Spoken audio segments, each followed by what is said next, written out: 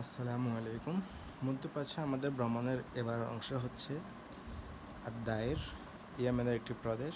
খুব সুন্দর, মাশাআল্লাহ। দেখুন কি সুন্দর মনোরম প্রাকৃতিক দৃশ্যটা। পাহাড়গুলো দেখেন কীরকম, কোনো একটা পাহাড়ে গাছপালা নেই, বড় কোনো গাছ নেই, খুব ছোট ছোট গাছ। তবে এলাকাগুলো যেমন সুন্দর ঠিক তেমনি বিপজ্জনকও, কারণ এখানে ভয়ঙ্কর হিংস্র পাহাড়ি প্রাণীগুলো থাকে, কুকুরের দল থাকে, বাঘ ভালুকও আছে অ্যাভেলেবেল। এরা যে কোনো সময় আক্রমণ করতে পারে, তাই পর্যটকদের এখানে নামা আসলে সেফ না।